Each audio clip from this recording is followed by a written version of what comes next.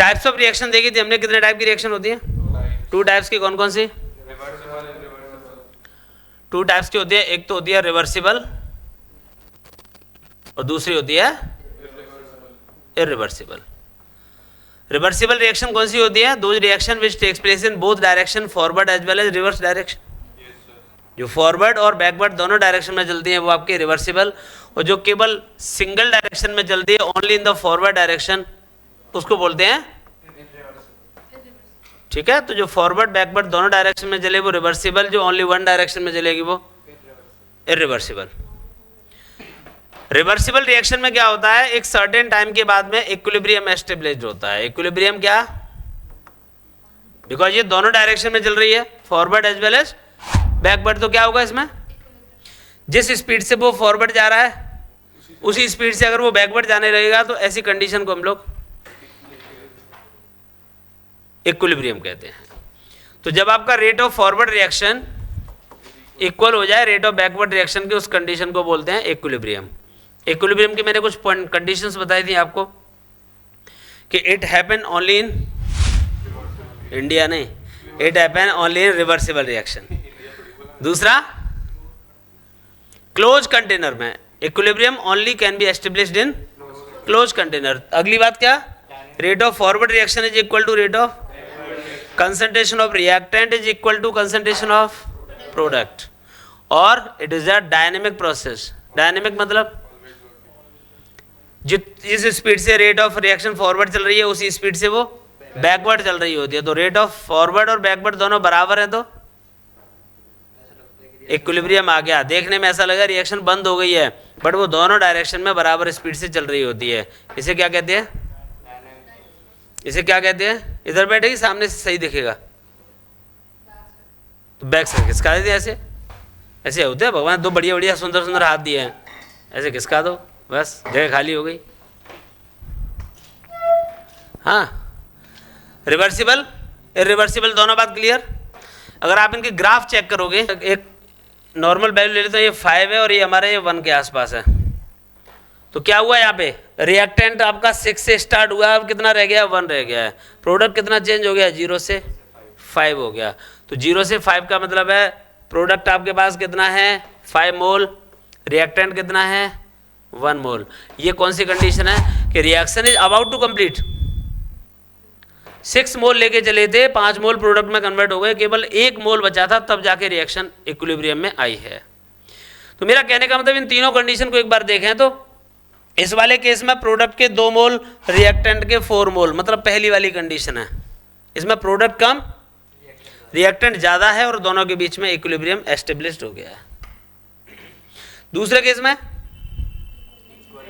दूसरे केस में रिएक्टेंट और प्रोडक्ट दोनों की बराबर कंसंट्रेशन है, 3 मोल ऑफ रिएक्टेंट है, 3 मोल ऑफ प्रोडक्ट है एट द इक्विलिब्रियम। तीसरे केस में रिएक्टेंट आपका कितना रह गया है? ओनली 1 मोल, प्रोडक्ट का कितना हो गया? 5 मोल, मतलब reaction is about to complete, only 1 mole is left of the reactant. तो कहने का मतलब ये ग्राफ हमारा कोई भी हो सकता है। कभी कभी वो ये पूछ लेता है कि बताइए भाई साहब इसमें कंसंट्रेशन किसकी ज़्यादा है, ऐसा ग्राफ पेपर में दे देगा, वो पूछेगा विच ऑफ द रिएक्टेंट और प्रोडक्ट हैज़ ग्रेटर कंसंट्रेशन, तो ये ग्राफ देख के आपको बता देगा किसकी कहाँ है। समझ में तो आ गया ना सबको। और ये जो लगातार आगे बढ़ते जा रहे हैं, कभी कम नहीं हुए, इरिवर्सिबल का ग्राफ है। इसमें रिएक्टेंट हमारा यहाँ से स्टार्ट हुआ 6 से और ये 0 पे पहुँच गया, उस टाइम पे प्रोडक्ट आपका 0 से स्टार्ट होके 6 पे पहुँच गया, ये इरिवर्सिबल का है। रिवर्सिबल का आगे जाके सीधा हो जाता है, ये कभी सीधे नहीं होते, ज़िंदगी भर टेढ़े ही रहते हैं। जैसे बहुत सारे लोग देखे होंगे आपने, हमेशा टेढ़े ही रहते हैं, कभी सीधे होते ही नहीं हैं। हाँ, ये कंडीशन समझ में आ गई। इक्विलिब्रियम की प्रॉपर्टीज क्या सुनी आपने? सबसे पहली बात होती है it takes place in reversible reaction, it takes place in close container, rate of forward reaction is equal to rate of backward reaction, and it is a dynamic process. It means rate of forward and backward reactions are equal, that's why it seems like a reaction have stopped, but it is equally move in both direction. It does not affected by the catalyst. Catalyst का इस पर कोई effect क्यों नहीं पड़ता? तो जितना catalyst forward reaction को अफेक्टेड करेगा उतना ही वो बैकवर्ड को भी अफेक्टेड करेगा। बात समझे सब लोग? बताओ। कैटलिस्ट का कोई इफेक्ट नहीं आता इसमें, ठीक है, ये इक्विलिब्रियम वाली बात है। अब इसमें आते हैं लॉ ऑफ मास एक्शन। मैं मेजर टॉपिक बता रहा हूं बेटा जिनकी हमें पेपर के लिए जरूरत है। लॉ ऑफ मास एक्शन किसने दिया था? जो गोल्ड वॉर लेके भागे थे। अच्छा, गोल्ड वॉर एंड भागे 18 क्या कहा था इन्होंने? इन्होंने कहा था कि rate of reaction is directly proportional to product of active mass of all reactant raise to the power their stoichiometric coefficient. अगर हमारे पास देखा जाए तो A to B reversible product बन रहा है यहां पे कोई, वो कह रहा है according to law of mass action क्या होगा? रेट ऑफ रिएक्शन बोले तो dx upon dt directly proportional active mass को स्क्वायर ब्रैकेट से डिनोट किया जाता है ऐसे। एक्टिव मास को कहते हैं मोलरिटी को। तो rate of reaction is directly proportional to product of active mass of all reactant. कौन कौन से रिएक्टेंट? तो active mass of all reactant raise to the power their. यहां से अगर हम ये घटाएंगे तो dx ओवर dt बराबर k। ये जो निकल के आया क्या है? ये इसको बोलते हैं, हेलो, अरे सर नमस्कार, बढ़िया है सर, आप बताओ।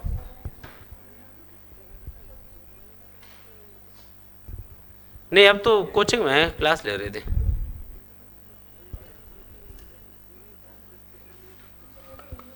स्कूल ऑफ 2:30 बजे तक। हाँ जी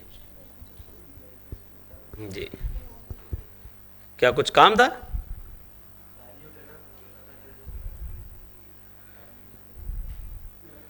अच्छा अच्छा अच्छा,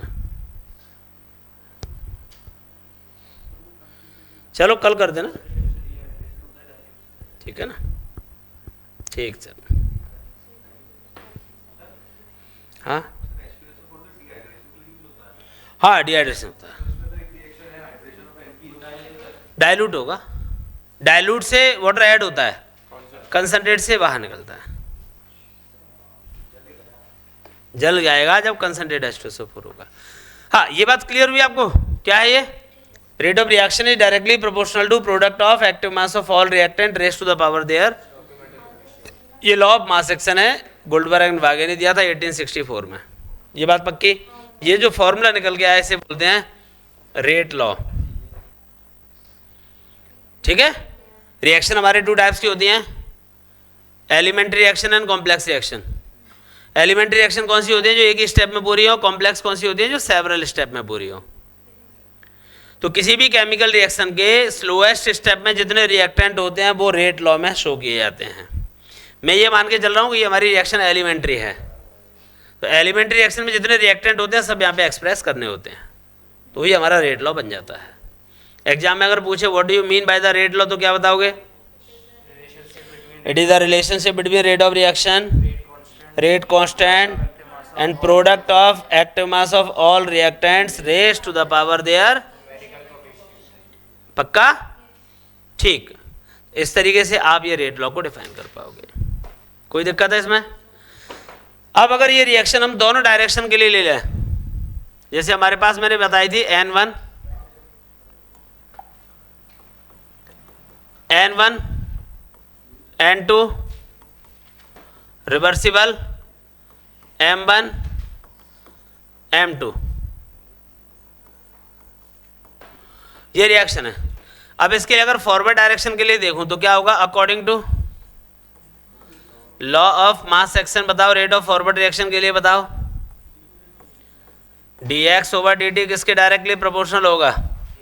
एक्टिव मास ऑफ A और active mass of B raise to the power N1 and N2। यहां से आप प्रोपोर्शनली साइन हटाओगे तो क्या होगा? dx over dt k A raise to the power N1 और B raise to the power N2, ये बन गया। इसको हम फॉरवर्ड डायरेक्शन के लिए RF लिख लें और इस रेट कांस्टेंट को KF लिख देते हैं।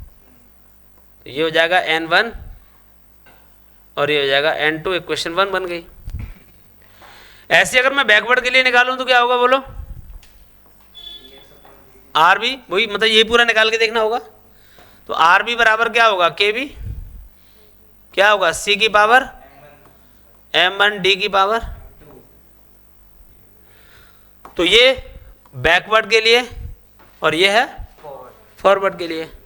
हमें पता है एट इक्विलिब्रियम क्या होता है? Rate of forward reaction equals to rate of. तो आप देखिए आर एफ बराबर क्या है? के एफ ए N1 और बी N2, और आर बी किसके बराबर है? के बी सी डी ए। तो आर एफ बराबर ए बी है, तो इसके एक दूसरे के इक्वल कर देंगे। इक्वल करेंगे तो क्या होगा? के एफ बराबर, चलो एक बार पूरा लिख देता हूं, ए N1 बी N2 बराबर के B C M1 D M2। बोलो अब क्या? कांस्टेंट कांस्टेंट एक तरफ कर लो, K F upon K B equal to क्या होगा बोलो इसमें? यहां सामने कौन थे? C M1 M2 upon A B N1 N2। अब पूछ रहे थे कैसी है, ये तो बढ़िया ही होगी। इसी को बोलते हैं law of chemical equilibrium. Define करोगे कैसे? It is the ratio of product of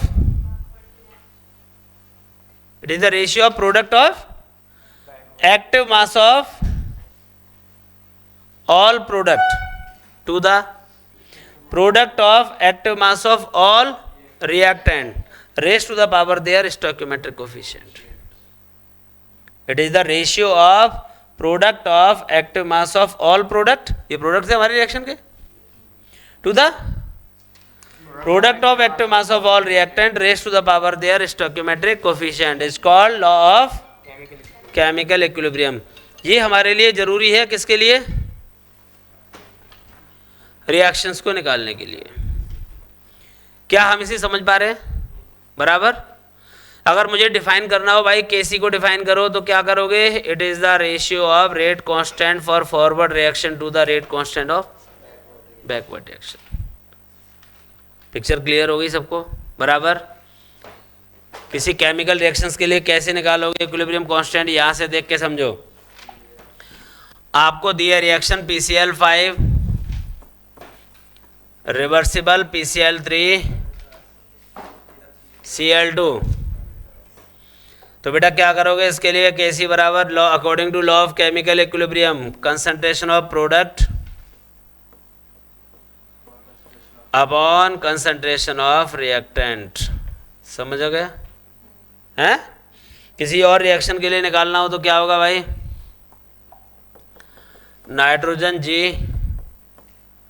hydrogen ji reversible 2NH3G क्या होगा बेटा?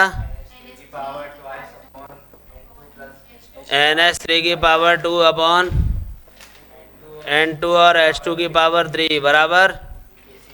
कोई दिक्कत? ये इक्विलिब्रियम कांस्टेंट होता है Kc in term of concentration. अच्छा, ये जो मैंने जितने भी बताए हैं सारे के सारे होमोजीनियस हैं, सब गैस हैं। तो याद रखना गैस या एक्वस को ही हम यहाँ पे डिनोट करेंगे।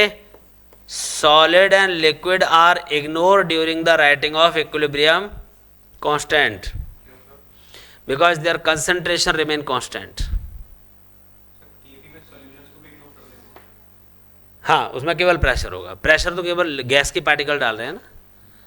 तो केसी लिखते समय क्या ध्यान रखना होगा? Only gaseous product or aqueous product can be expressed in the term of Kc. Liquid and solid are ignored during the writing of Kc. चलिए मैं आपको एक एग्जांपल देता हूं। मैं एक 5 मीटर की रॉड लाया था। कितनी? 5 मीटर की रॉड लाया था, उसकी डेंसिटी थी 150 ग्राम पर सेंटीमीटर क्यूब। हेलो, ये लड़का आधी रॉड काट के घर ले गया, अब जो बची हुई रॉड है उसकी डेंसिटी क्या रह गई होगी? क्या इसकी कंसंट्रेशन में कोई चेंज आया? इसका मतलब सॉलिड की कंसंट्रेशन में कोई चेंज?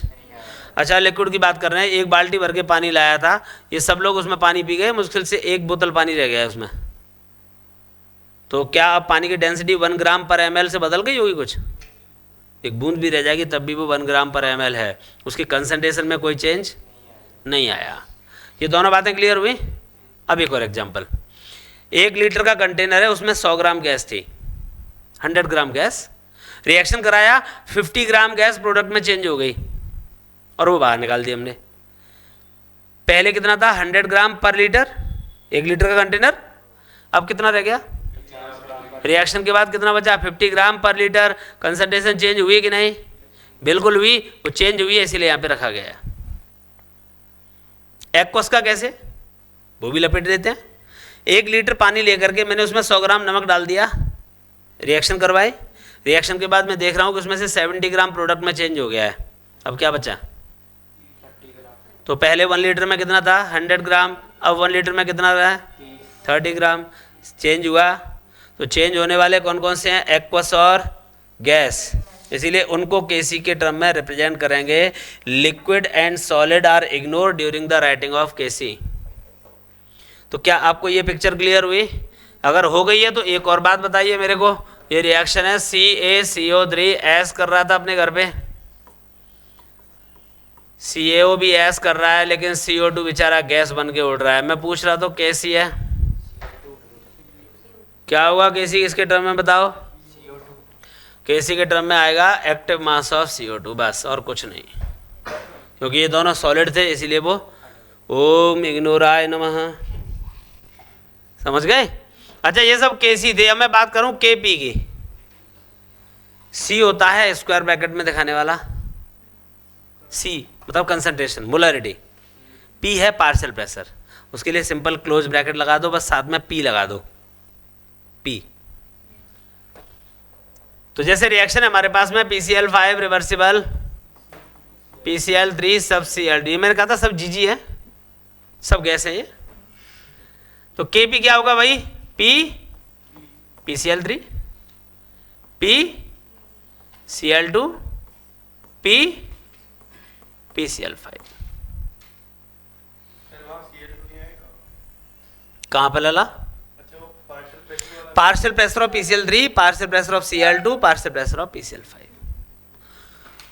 हाइड्रोजन, सारी बातें हो रही हैं आज। जैसे हाइड्रोजन प्लस I2 मिलके हाय हाय 2HI, क्या करेंगे ये? पूछ, हाय फिर हाय, 2HI है ना, क्या होगा भाई इसमें बताओ? केसी HI की पावर 2 अपॉन H2 और I2 की पावर कुछ नहीं होगी क्योंकि है ही नहीं, ये तो केसी है। वंशिका केपी बताओ बेटा। पी के आई है कि? हाँ, पी के आएगी तभी बताएगी। पी HI की स्क्वायर, फिर पी H2, फिर पी आई तो क्या आपको केसी और केपी लिखने आ गए? कंफर्म है? अब बेटा एग्जाम में इस पे 2 तरह के न्यूमेरिकल आते हैं। एग्जाम में इसको लेकर के 2 टाइप्स ऑफ न्यूमेरिकल होंगे। 2 टाइप्स कौन से? एक वो है जो ऑलरेडी इक्विलिब्रियम एस्टेब्लिश्ड है, तो विदाउट डेरिवेशन शो करना है आपको। जिस क्वेश्चन में इक्विलिब्रियम ऑलरेडी एस्टेब्लिश्ड होगा उसको डेरिवेशन करने की जरूरत नहीं होगी, लेकिन जहां पे इक्विलिब्रियम पहले से नहीं है वहां कराना पड़ेगा, वहां आपको डेरिवेशन करना पड़ेगा। ठीक है, मैं दोनों की एक लैंग्वेज दे देता हूं। डेरिवेशन वाले कैसे क्वेश्चन होंगे और हम कैसे पहचान पाएंगे, और विदाउट डेरिवेशन कैसे होंगे वो कैसे पहचानेंगे। तो एक बार देख लेते हैं जरा क्या कह रहे हैं ये। वो कह रहा है at the equilibrium, at the, highlight कर दूं इस चीज को ताकि आप पढ़ लें, एट द इक्विलिब्रियम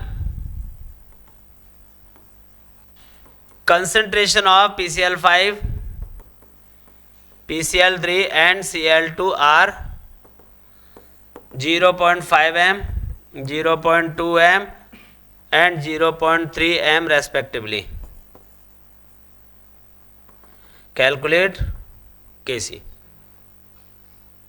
आई बात समझ में? इसका मतलब एट द इक्विलिब्रियम कह रहा है, इक्विलिब्रियम आपकी पहले से स्टेबलाइज्ड है, इसमें आपको कुछ नहीं करना है, डेरिवेशन नहीं करना है, आपको सिर्फ फॉर्मूला बनाना है उसका और वैल्यू रख देनी है।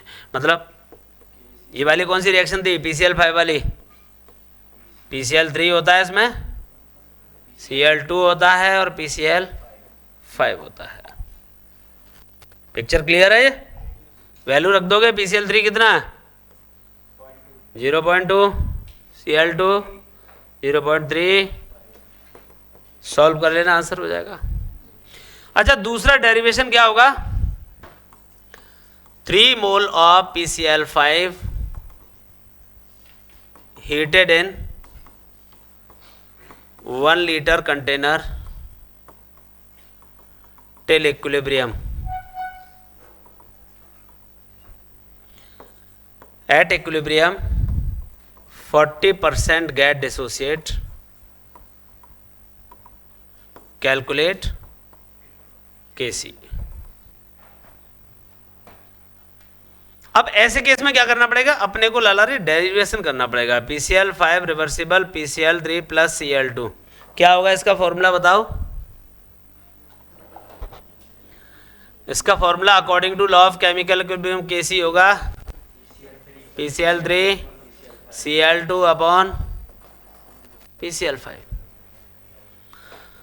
और ये जो इक्वेशन है भाई साहब, उसका डेरिवेशन कैसे होता है वो आप 1 मिनट देख लो। t बराबर 0 पर आपके पास क्या था, सिर्फ मोल 3 थे किसके, क्वेश्चन अगर नहीं दिख रहा है तो देख सकते हैं भाई, ये रहा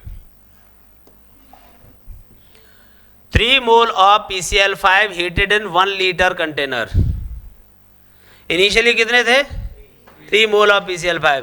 प्रोडक्ट आपके पास कुछ था ही नहीं भाई, जब हमने काम शुरू नहीं किया है तो हमारे पास कुछ होगा ही नहीं प्रोडक्ट। अब मैं आपसे पूछूं 12th की केमिस्ट्री कितनी पढ़ ली आपने, भाई कहाँ, अभी तो 11th में जूझ रहे हैं, तो इसका मतलब प्रोडक्ट हमारे पास है ही नहीं। इसका मतलब अब टाइम निकलेगा, टी टाइम हमारा टाइम होता है इक्विलिब्रियम वाला, जब इक्विलिब्रियम एस्टेब्लिश होता है उसे हम टी टाइम कह रहे हैं। तो इक्विलिब्रियम पे इसके कितने मोल है, 1 है ना, तो 3 माइनस एक्स, यहाँ कितने मोल, यहाँ कितने मोल, आपको पता है कंसंट्रेशन मोलरिटी जिसे कहते हैं वो क्या होता है, मोल अपॉन वॉल्यूम। मोल कितना है इसका, इक्विलिब्रियम पे 3 माइनस एक्स, वॉल्यूम कितना है भाई तुम्हारे पास 1 लीटर, 1 लीटर, 1 लीटर, तो मोल अपॉन वॉल्यूम क्या बन गया, कंसंट्रेशन। लेकिन वो कितना कह रहा है भाई, कितने परसेंट है, तो भाई 3 का 40% कितना है, 1.2। इसका मतलब इक्विलिब्रियम पे प्रोडक्ट में कितना चेंज हो गया, 40%। तो शुरू में कितना था 3 का प्रोडक्ट में चेंज हो गया 40%, तो क्या हुआ 3 माइनस 1.2 अपॉन 1। आपका जो वैल्यू निकल के आई है क्या है, एक्स ही तो है। यहां कितना है 1.2, ये कितना है, डिवाइड बाय 1 कर दो की फर्क नहीं पैंदा। अब क्या होगा बताओ इसमें, 1.8, 1.2। अब पूछ लो कैसी है, तो बढ़िया ही होगी। कौन था, कितनी है, इनटू अपॉन, क्या बात है, सॉल्व कर लोगे इसे, बस वो आपका ही आंसर होगा, उसमें मेरा कुछ नहीं होगा। तो आपके एग्जाम में 2 टाइप्स ऑफ क्वेश्चन हो सकते हैं इस केसी को लेकर के। और सर अगर यहाँ पे दिया हो तो 40% तो एक्स में छोड़ देते हैं। हाँ बिल्कुल, ये बातें समझ में आई आपको, नहीं आई? अच्छा जी, जैसे आपने कहा कि साहब वो एनसीईआरटी में कुछ क्वेश्चंस दे रखे हैं, एनसीईआरटी है आपके पास इसकी इक्विलिब्रियम वाली, दिखाओ।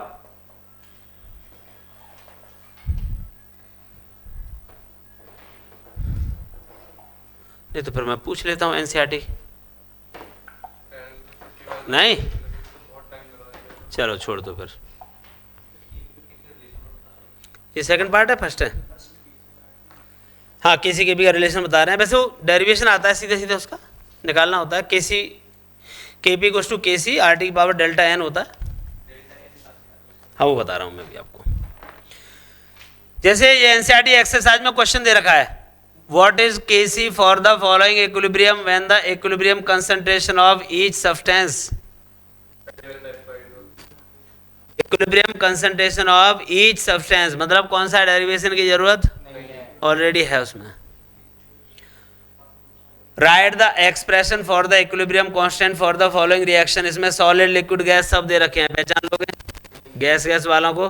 अच्छा, सारे लिक्विड होंगे ना, तो सारे रिएक्टेंट सारे प्रोडक्ट लिक्विड हैं, उनको भी हम केसी के टर्म में रिप्रेजेंट कर देते हैं। जय हिंद बेटा। जैसे मान लो ये वाली रिएक्शन है, CH3COO C2H5 लिक्विड है, आपने वाटर से रिएक्शन कराई वो लिक्विड, CH3COOH ये भी लिक्विड, CH3CH2OH बनने वाला ये भी लिक्विड है। अब इसमें सारे लिक्विड, अगर आपको केसी लिखना होगा तो क्या सबको छोड़ दोगे? फिर तो रिएक्शन ही नहीं होगी। अगर सारे लिक्विड होते हैं तो सबको लिखा जाता है। फिर नहीं, सॉलिड तो लिखते ही नहीं है। खैर सॉलिड वाला अगर सब सॉलिड हैं तो उसमें इक्विलिब्रियम होगा ही नहीं, क्योंकि सॉलिड आदमी कभी काम नहीं करता, उसके पार्टिकल मूवमेंट नहीं करते, एक दूसरे ठोकर मार मूर के प्रोडक्ट बना लेते हैं ना, ये वाला है। हाँ, अगर वाटर एक्सेस में है ना तो इसको इग्नोर कर देंगे। फिर वाटर एक्सेस में होता है हाइड्रोलाइसिस में, इसको इग्नोर कर देंगे, इसको नहीं लिखेंगे, छोड़ देंगे इसको, यहाँ तक लिख देंगे इसको। हाँ जी, ये काम क्लियर हो गया है? तो आपको दोनों बातें क्लियर हुई, के सी और के पी कैसे निकाले जाते हैं। के पी कैसे निकालते हैं बताया ही नहीं मैंने अभी। यहाँ क्या निकालने का तरीका बताया, के सी कैसे निकालते हैं। शुरुआत में जितने मोल गिवन होंगे वो रख दिए, उस टाइम पे प्रोडक्ट 0 0। उसके बाद इक्विलिब्रियम पे क्या देखना होगा, कितना रिएक्टेंट आपका प्रोडक्ट में चेंज हो गया है, उसे उसमें से माइनस कर देंगे। ये जो माइनस करते हैं वो इसके मोल के अकॉर्डिंग करते हैं। अगर इसके आगे 2 होता तो मैं यहाँ पे 2x माइनस करता, यहाँ 5 होता तो 5x माइनस करता। यहाँ जो बनेंगे वो इसके मोल के अकॉर्डिंग बनेंगे। यहाँ पे अगर 2 मोल PCl5 होता तो मैं यहाँ पे 2x बनाता। जितने मोल इनके आगे लिखे होंगे वो नंबर यहाँ पे इनके साथ भी चलेंगे।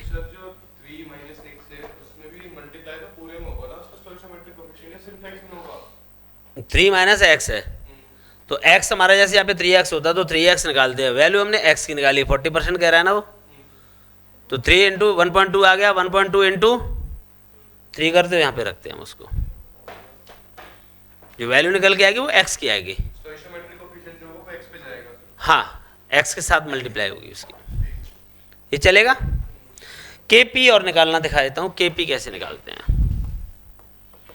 Kp में हमें निकालना होता है पार्शियल प्रेशर। क्या हम जानते हैं पार्शियल प्रेशर क्या होता है? प्रेशर एक्सर्टेड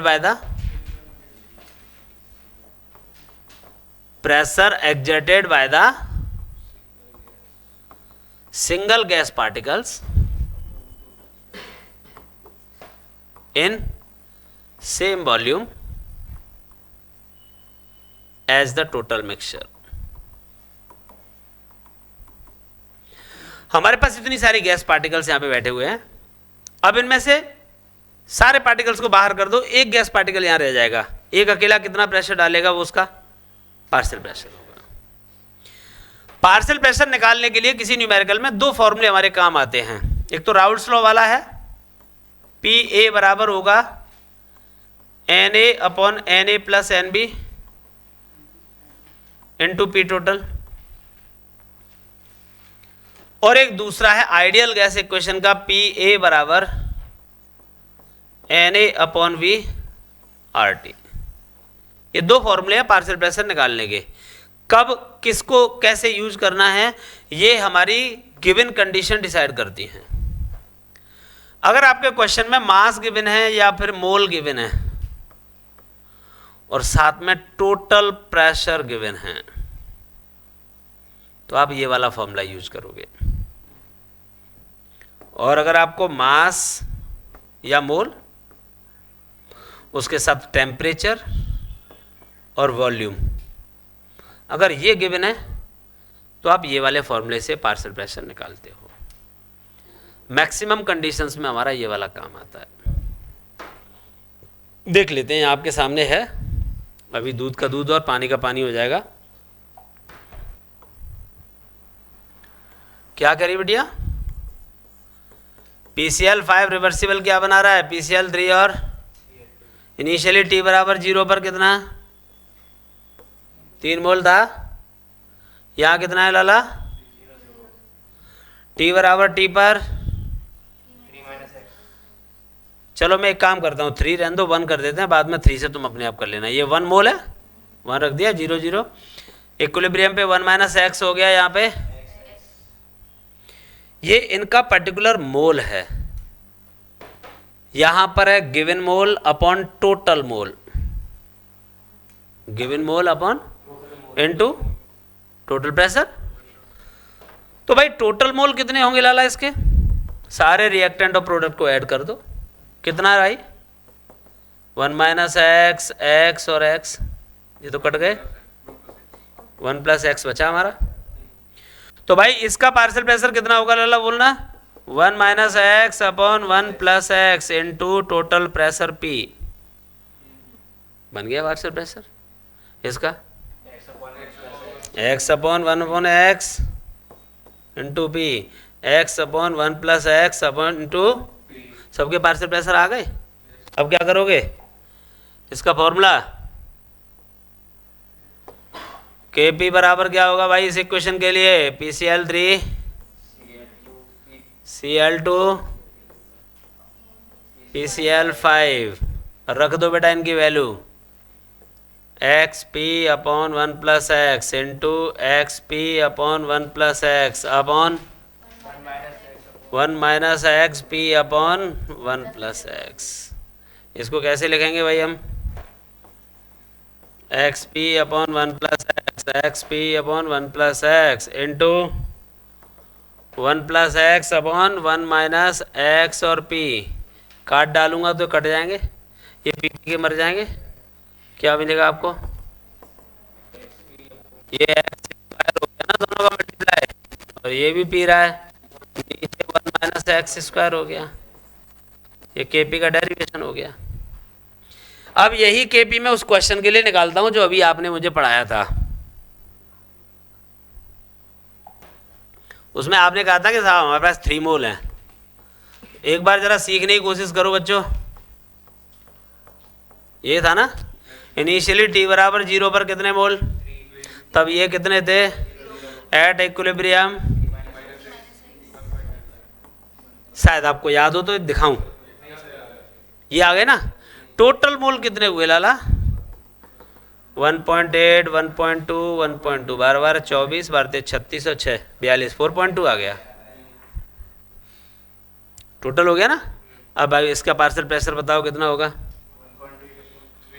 तो 1.8 अपॉन 4.2 इंटू एटमॉस्फेरिक प्रेशर, अगर मान लो 1 ATM गिवन है, गिवन होगा क्वेश्चन में, ATM बार जो भी है ना, बार स्टैंडर्ड है उसे यूज करते हैं, कोई दिक्कत नहीं इसमें। इसके लिए क्या करोगे, 1.2 अपॉन 4.2 इंटू 1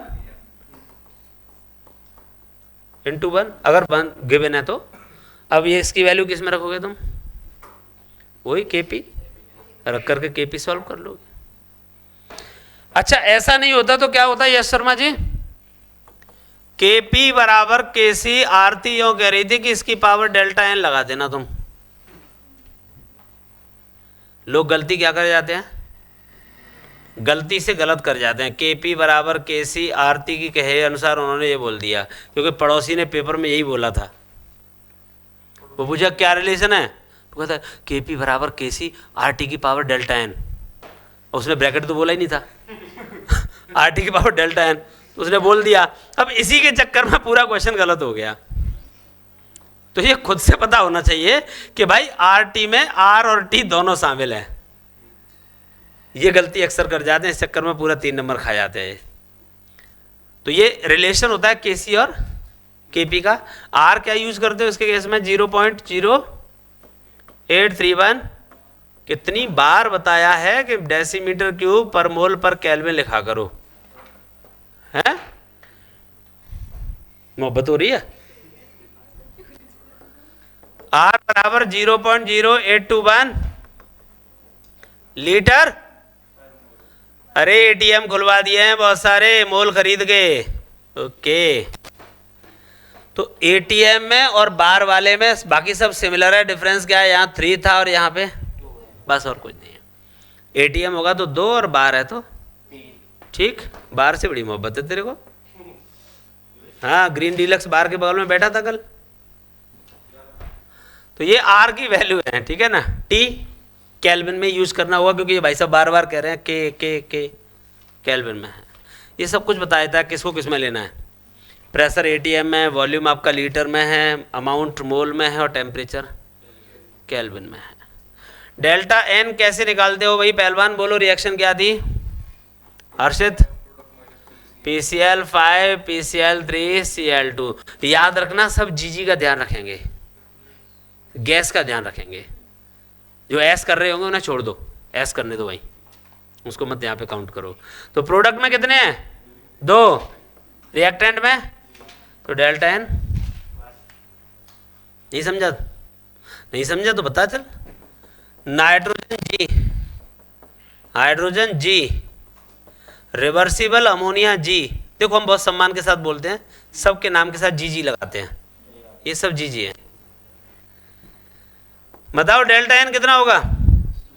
प्रोडक्ट में 2 था, रिएक्टेंट में 1 + 3 है, टोटल डेल्टा एन माइनस का 2। ऐसे 2 नहीं बोलेंगे, माइनस का 2 है, -2 ही रखेंगे। जैसे अगर आप इस फॉर्मूले में से अप्लाई करते हो तो क्या होगा? क्या होगा बताओ? Kp = Kc RT की पावर -2, या फिर Kc अपॉन RT की पावर 2 हो गया। वो माइनस में था, नीचे आ गया तो प्लस का हो गया। वैल्यू रख के सॉल्व कर लो, आराम से क्वेश्चन हो जाएंगे। ये डेरिवेशन एग्जाम के पॉइंट ऑफ व्यू से जरूर याद कर लेना, ठीक है। वैसे तो सब लोग पढ़ ही रहे हैं, कोई दिक्कत है ही नहीं, लेकिन फिर भी इस चैप्टर से याद रखने वाले पॉइंट कौन कौन से? Law of mass action. दावा नहीं कर रहा मैं कोई भी, लेकिन ये इंपॉर्टेंट है, अक्सर पेपर में आते हैं। Law of chemical equilibrium, law of chemical equilibrium, Le Chatelier principal,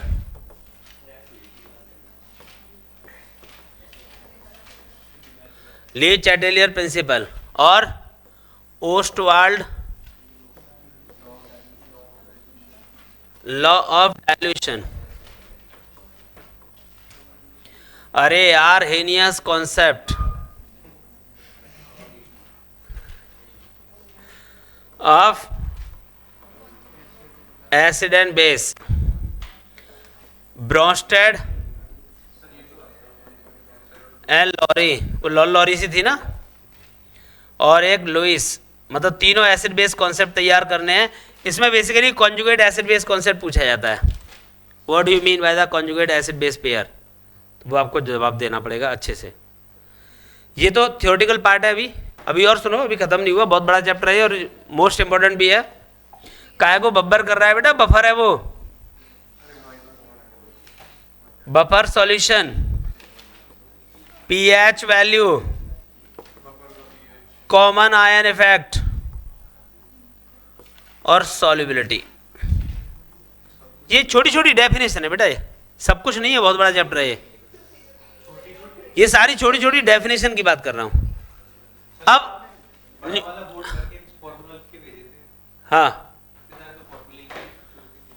अब बात करेंगे न्यूमेरिकल पार्ट कौन सा है इसमें से। न्यूमेरिकल पार्ट है पीएच का। अब पीएच वैल्यू में कंडीशन, एक तो सिंपल पीएच, सिंपल पीएच का तो ये मतलब जैसे प्लेन, मुझे लगा कह रहा था क्या किया है, प्लेन भी है तो प्लेन बी ए, मसाला बी ए, पनीर बी ए, ऐसे नहीं। सिंपल पीएच का मतलब है कि नॉर्मल एसिड और बेस की कंसंट्रेशन गिवन होगी, उसकी पीएच अपने को निकालनी होगी। ठीक है। दूसरा क्या होता है, बफर की पीएच। बफर की पीएच के लिए हमें हेंडरसन इक्वेशन यूज करनी होती है।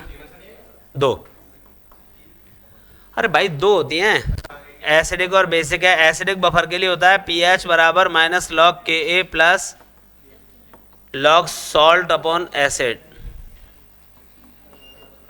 और POH के लिए होती है माइनस लॉग के बी। वो हाइड्रोलाइसिस है जो तू सोच रहा है बेटा, वो पता नहीं। जो 3 फॉर्मूले बता रहे हो ना, वो हाइड्रोलाइसिस वाले हैं, उसमें भी पीएच है। हाँ ठीक है ना, क्योंकि तो बफर के ऊपर हेंडरसन इक्वेशन पे न्यूमेरिकल आता है, और एक आता है सॉल्युबिलिटी पे।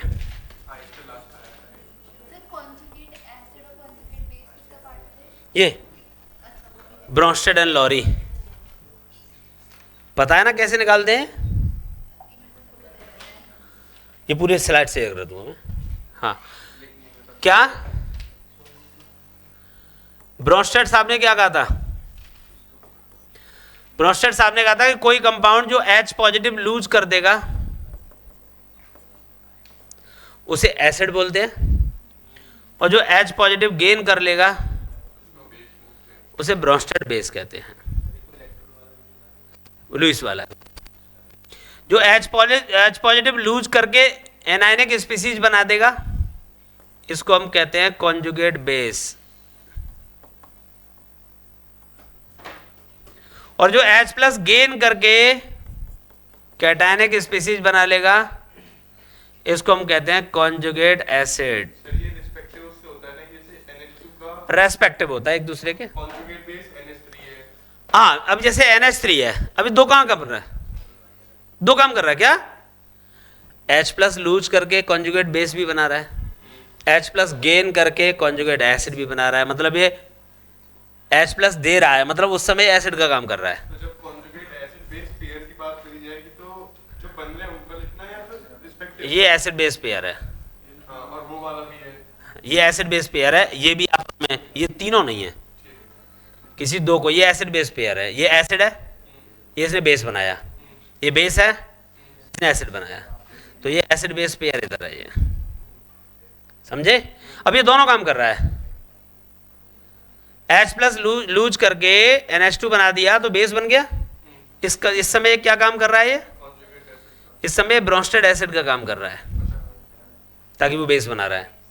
अच्छा, ये H प्लस गेन करके कॉन्जुगेट एसिड बना रहा है, इस समय ये बेस का काम कर रहा है तुम्हारा। तो जिसमें एसिड और बेस दोनों प्रॉपर्टी होती हैं, ऐसे सब्सटेंस को बोलते हैं एम्फोटेरिक सब्सटेंस। तो ये आपका एम्फोटेरिक है। जय हिंद भाई साहब। ये कैसा है? एम्फोटेरिक होता है, जिसमें एसिडिक और बेसिक दोनों कैरेक्टर्स होते हैं। तो it is all about your today class.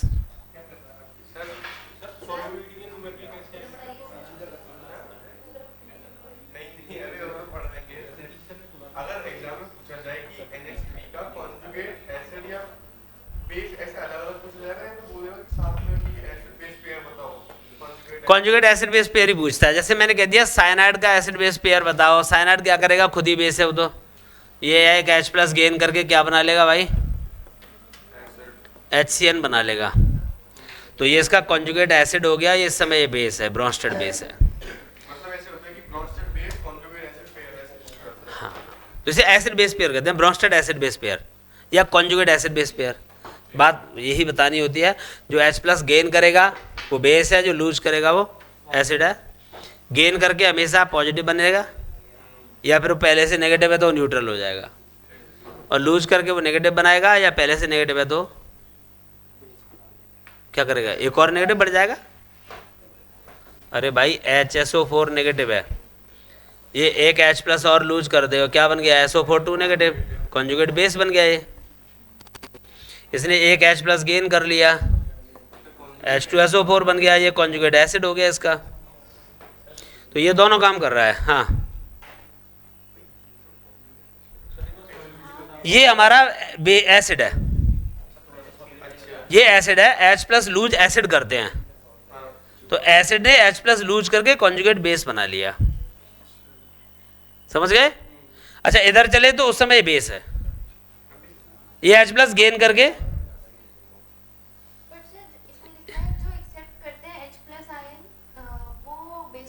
तो मैंने क्या बोला, मैंने भी भुसमेलट थोड़ी मारा है, मैंने कहा था जो H प्लस को एक्सेप्ट कर रहा है वो बेस है, इधर जाने के लिए बेस ही तो, इधर जाने पर वो एसिड है, ये दोनों काम कर रहा है। ये बहुत सारे देखो क्लास में ऐसे लोग होते हैं जो तेरा भी दोस्त है और उसका भी दोस्त है, लेकिन दोस्त किसी का नहीं है, जो उसे पिज्जा खिलाएगा उसका दोस्त है, समझ गए। तो ये दोनों काम कर रहा है, ये एसिड का भी काम कर लेगा, बेस का भी काम कर लेगा, देख लेगा सामने वाले की जरूरत क्या है।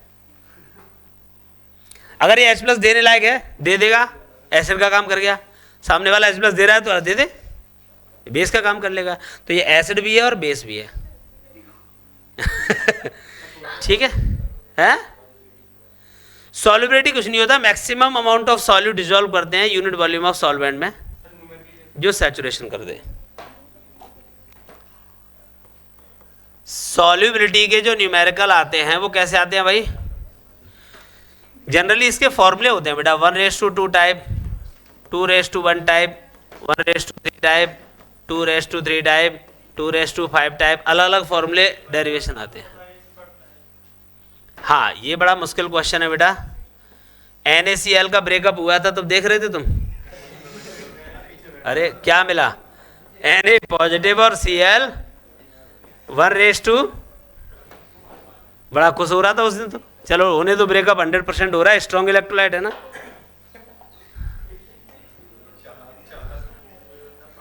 चलिए हेलो, BaCl2 बोलो, BaCl2 किस में कन्वर्ट होगा, Ba2 प्लस 2Cl नेगेटिव, बोल दो हेलो। किस टाइप का भाई साहब, 1 कैटाइन, क्या ख्याल है बाबू, Na2CrO4, तोड़ देंगे हम इसको तो 2 कैटाइन अलग होंगे इसमें से, CrO4 2 नेगेटिव, तो ये भाई साहब 2 थे और ये अकेला था, 2:1 बना। वो यही तो पूछ रहे हैं वो कि रेशियो कैसे पहचानेंगे, क्या अभी पहले पहचान लेते उसे भाई, देवता कुटेगा नहीं, 9 टंकी 10 टंकी सब कर जाए, सारी टंकी फूट जाएंगे, अभी ध्यान रखना। हाँ सुन लो, NaCl किस में ब्रेक हो रहा है, इसकी सॉल्युबिलिटी S और इसकी भी सॉल्युबिलिटी, प्रोडक्ट निकालना है Ksp, तो क्या होता है भाई, सॉल्युबिलिटी ऑफ Na और सॉल्युबिलिटी ऑफ Cl, इसकी S थी और इसकी भी S थी, क्या मिल गया भाई, Ksp बराबर S², 1:1 सॉल्ट के लिए। रटने वाली बात नहीं है कोई, ये ड्राइव करना होता है तुरंत, क्योंकि सॉल्युबिलिटी S होती है एक आयन की, एक आयन की S होती है, आगे न्यूमेरिकल कोफिशिएंट अगर 2 आ गया तो उसकी 2S हो जाएगी, 3 आ गया तो 3S हो जाएगी, वही कहानी है सब। BaCl2 किस में ब्रेक हो रहा है ये, Ba2 पॉजिटिव 2Cl, क्या मिलेगा, इसका S होगा और इसका 2S होगा, Ksp क्या होगा इसके लिए, Ba2 प्लस और Cl नेगेटिव की पावर 2, क्योंकि आगे जो वैल्यू होती है वो पावर में आ जाती है। ये डबल मजे ले रहा है वैसे, यहाँ पे भी 2 कर लिया और पावर भी लगा लिया। हाँ यहाँ पे 2Cl था तो 2S रख दिया और Cl की पावर भी 2 कर ली, ये ऐसे आनंद लेते हैं। तो इसका तो S, इसका क्या होगा 2S का स्क्वायर, तो 2 2 जा, ये फॉर्मूला हर उस सॉल्ट के लिए जो 1:2 या 2:1 में एग्जिस्ट कर रहा होगा, समझे। और आगे उसने कह दिया भाई A2X3 किस में टूटेगा, 2A3 प्लस 3X2 नेगेटिव। अब ये कैसे पता चलेगा किस पे कितना चार्ज होगा? इसकी टोपी उसके सर करते हैं, इसका नंबर उसका चार्ज होता है, उसका नंबर इसका चार्ज होता है। आगे उसके नीचे लगा हुआ है, इसके आगे 2 था तो 2 हो गया, इसके आगे 3 था तो 3 हो गया। चार्ज एक दूसरे का बदल लेते हैं। इसका क्या होगा 2s और इसका बताओ KSP क्या करोगे भाई इसके लिए? A3 पॉजिटिव की पावर 2, X2 नेगेटिव की पावर 3, इसकी वैल्यू कितनी है 2s, इसकी पावर 2, 3s की पावर 3, तो 2 2 जा 4, 3 3 जा 27, तो कितना हो गया 27 हो गए 108, 108 और ये 5 हो गया, s की पावर 5 हो गया। अच्छा ऐसे क्वेश्चन सॉल्व करना खेल नहीं है बच्चों का, इसमें पसीना निकल जाता है अच्छों का। हाँ निकाल देगा बेटा, s की पावर 5 है, ये मुझे सॉल्युबिलिटी निकालनी थी, KSP दिया है, पूछ लेता हूँ तेरे से, कोई बात नहीं। KSP मेरे को गिवन है, मेरे को s निकालना है, कैसे निकालेगा? दोबारा नहीं, एक ही बार में, एक ही बार निकाल दे बस। KSP गिवन है और मुझे s निकालना है, कैसे निकालोगे? आपको स्क्वायर रूट आते होंगे, क्यूब रूट चलो आते होंगे, क्या ये पेंटा रूट आते हैं आपको? फिर कैसे निकालोगे, छोड़ दोगे? हाँ लॉग, एक ही रास्ता है लॉग, दोनों तरफ लॉग लेंगे, बाद में लॉग को दूसरी साइड इसके एंटी लॉग लेंगे, तब ये सॉल्व होगा। ठीक है ना? चलिए अब इनका टेस्ट है और आप लोग बैठ के याद कर रहे हो, मुझे पूछते रहेंगे।